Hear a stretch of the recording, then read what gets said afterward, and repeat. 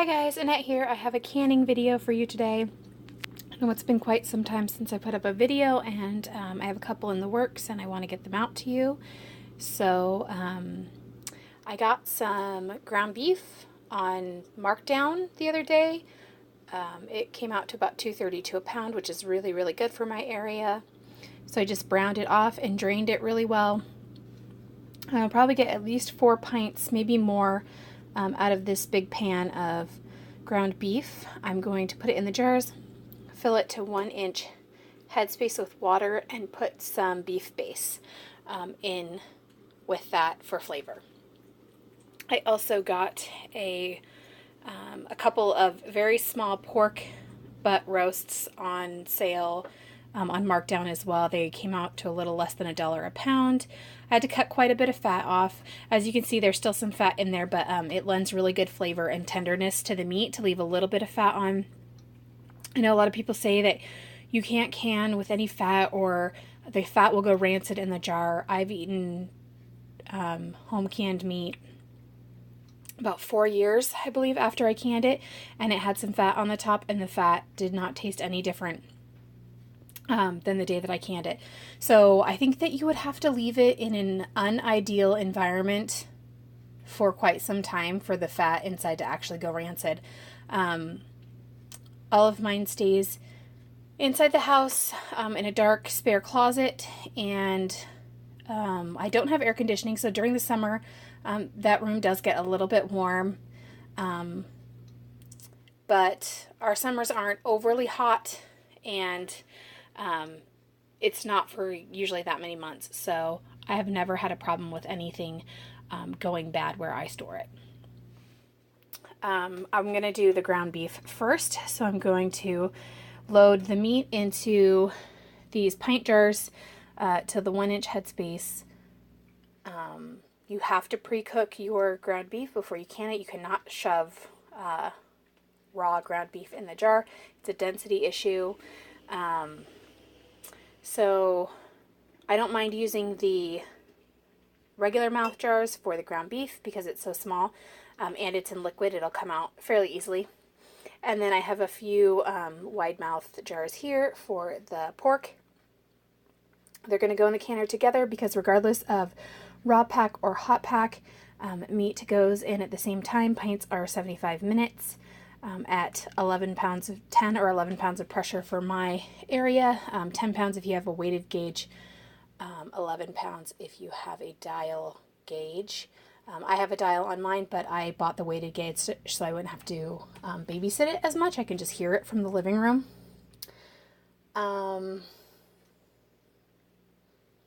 Yeah, I think that's all I have to tell you right now. I'm going to put a little salt in with the pork. And like I said, I'm going to put the bouillon, the beef base, in with the beef. So I'm just going to start loading up these jars, which I really need to get a tripod for you guys so I can not have to do everything one-handed all the time. So that's on my list. I've been kind of looking around at them actually, and the price range is really... there's a big difference. So after I get these, well, I'll just show you this one. I'll fill it to the 1-inch mark, which is getting pretty close, but I'm going to pack it down a little bit because I want it to be nice and full. So it's going to look somewhat like that. Like I said, I will pack it down, and then when I come back to put the bouillon in, I'll bring you guys back. Okay guys, there's my jars all filled up with the beef. This one's just a little bit lower. Like I said, it was a little over 4 pounds, so there's probably about a pound, a little less than a pound in each jar, and then that one's a little bit lower. I'll just fill it to 1-inch headspace with the broth or the water, and it'll be fine.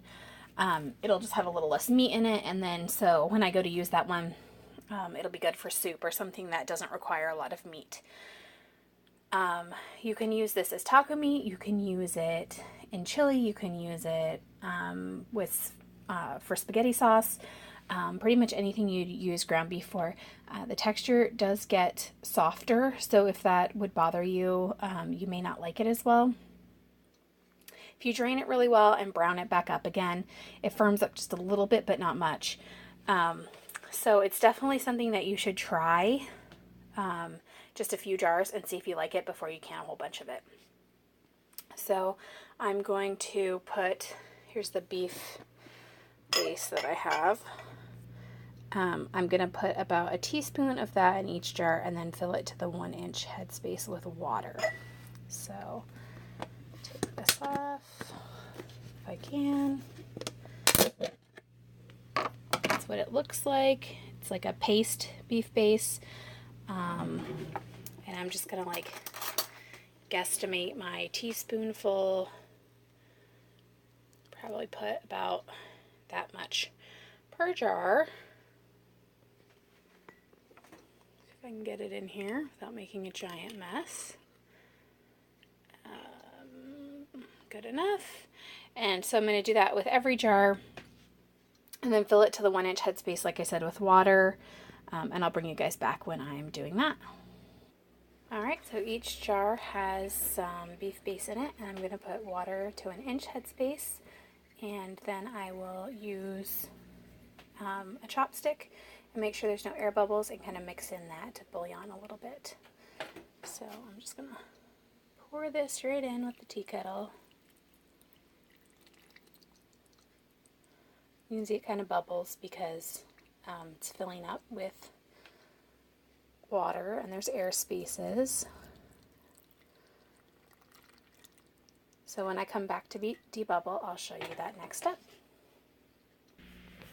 Okay guys, I debubbled the back 4 jars there, pushed the beef base in there a little bit. You can see it's still chunky, but as it processes, it will boil and it'll dissolve into the liquid and not be in chunks anymore. This one I'm going around and I'm debubbling it now, and then I will be getting these into the canner. So I'll be back when I am ready to load them into the canner. Okay guys, so everything is debubbled. I'm going to just wipe the rims with a little bit of vinegar on a paper towel.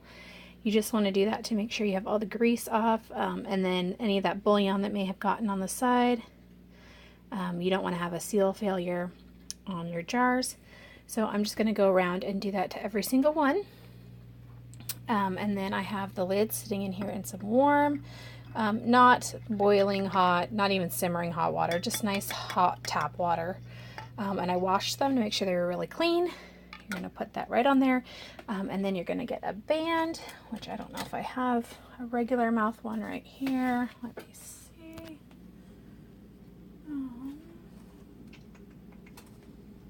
I don't have one readily available. I will have to go grab a few to get all of these jars together anyway. You put it on fingertip tight. You don't want it cranked way down, but you also don't want it on too loose. And these, as you can see, there's no markings on them. These are the Walmart lids. Let me see if I can find the box. Ah, there it is. These are them.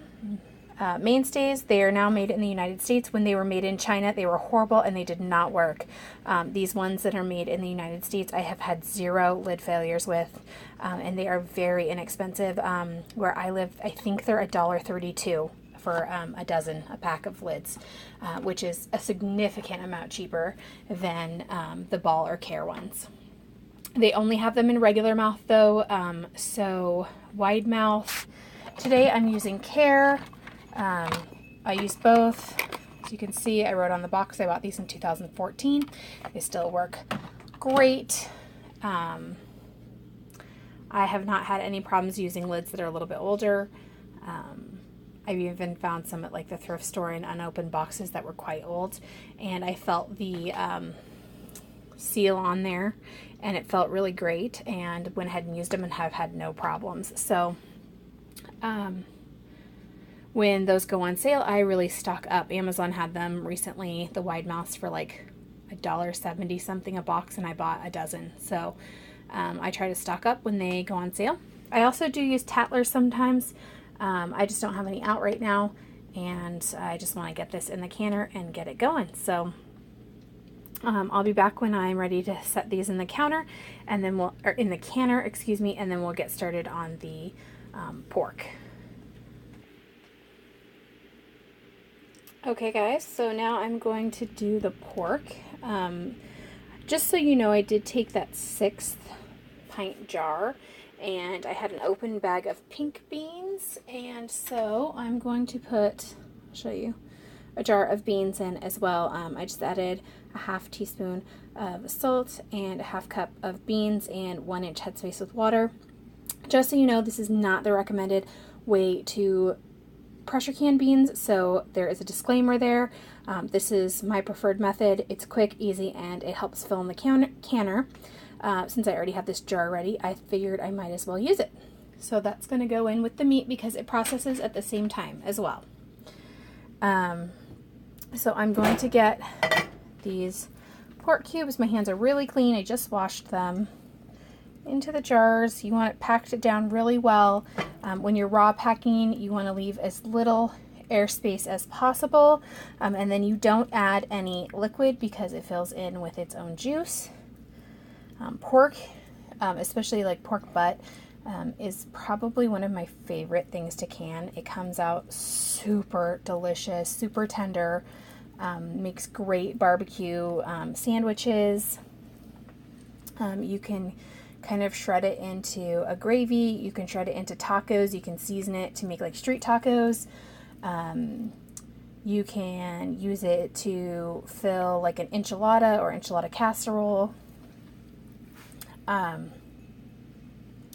I've poured it into a pan and just made it into like a meat gravy and served it over mashed potatoes before. That's also really good.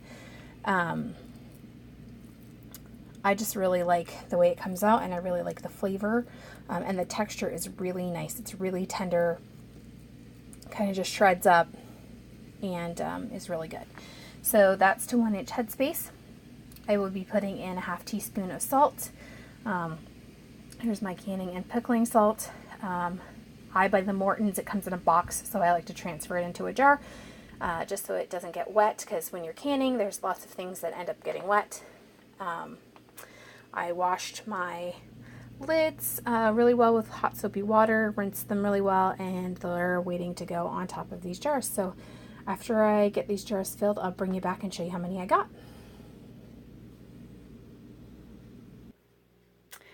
Alright guys, I hunted down one more jar because I had another ½ cup of beans left in that bag.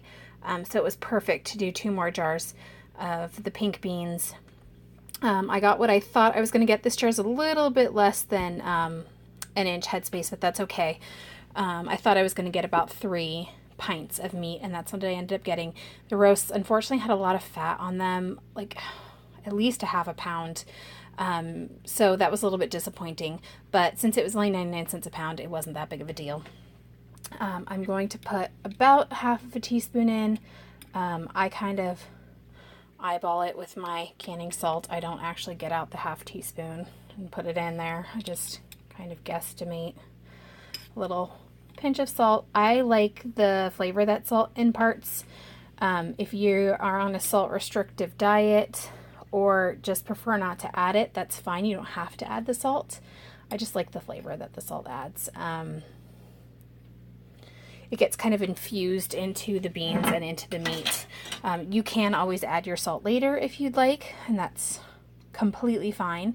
But I like to add it because it kind of like absorbs into the beans and the meat, and I like that flavor a lot better.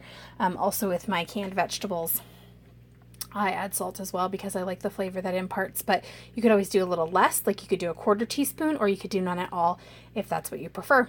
I know some people that prefer not to put any salt in theirs, and that's fine too. So I'm going to wipe these rims down with my vinegar paper towel, like so. Then get these lids and rings on and get them into the canner, and then I'll show you what it looks like inside of the canner. I think that I'm going to have to double stack since I used some wide mouth jars, so I'll bring you back when I go to do that. Okay guys, so there's the inside of the canner. I have 8 on the bottom, and then I put a rack on top of those, and then I put 3 more. If I wanted to do some more beans, I could. I don't feel like hunting down the jars. I just want to get this started and get it done. But if you always wanted to run a full canner, you could definitely fill more jars with beans and do that. You could make sure you had other kinds of meat as well. Poultry, beef, venison, all of those meats take the same time. Seafood does not though, so you cannot can seafood in with regular poultry or beef or pork.